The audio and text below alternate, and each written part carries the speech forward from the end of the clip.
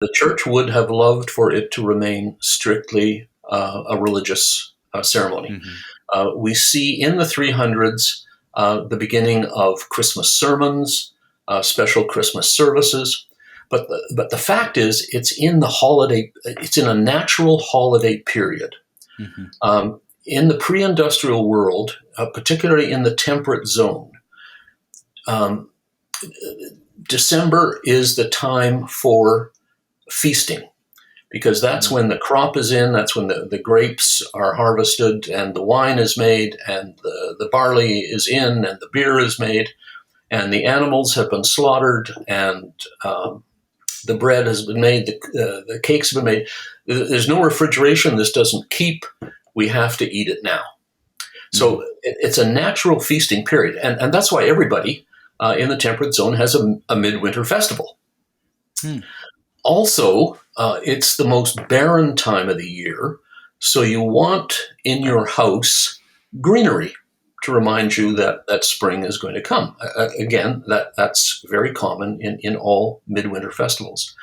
It's also the darkest time of the year, and so you want light.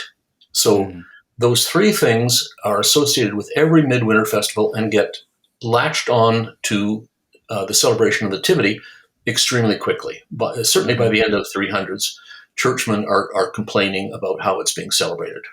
Don't put up the ivy. Don't go dancing in the streets. Was this an intentional thing by government or people, to try and merge these holidays together? No, it's just it's a holiday worth celebrating. So if you're going to have a holy day, it's always associated with a feast. So we talk about the Feast of the Annunciation and the Feast of the Visitation and so on, and 9 times out of 10 it's a happy occasion and you want to celebrate it. That's why during Holy Week we have solemn observances for Good Friday, but a blowout on Easter. Yeah, you have a big Easter meal. So it's a very natural thing for Christmas to attract holiday activities. And the church for 1,000 years keeps saying, stop that. Yeah. Don't dress up in animal skins. Don't cross-dress. Don't put on women's clothing. You got to stop these sacrifices. So gradually, a synthesis takes place where folk religion and folk celebrations merge with the religious. The church comes into the streets and the streets come into the church.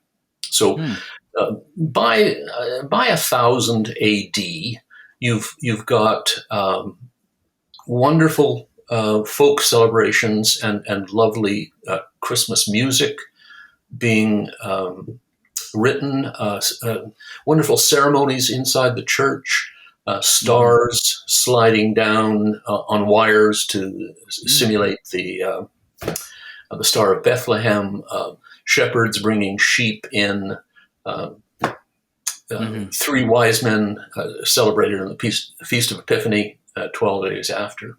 So by the middle of the Middle Ages, Christmas is well on the way to becoming what it is today, a kind of mixture of the two.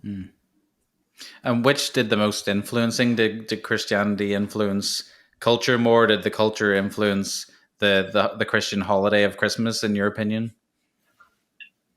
You can't have one without the other. A purely secular Christmas, who's interested? There's no magic. Yeah. A purely religious Christmas, where's the fun? Where's the celebration of the birth of the baby Jesus? So it really works for both. That's why it's spread worldwide. That's why all these traditions are passed on from generation to generation. So that I've got on our tree ornaments that our various grandmothers have made. And I already have grandchildren. So I can show them, this is what your great-great-grandmother knit for Christmas. And this is a recipe that your great-grandmother used for fruitcake. We use it every year. Christmas it has nothing to do It's not a commercial holiday. Um, it, that is to say, it doesn't emanate from capitalism.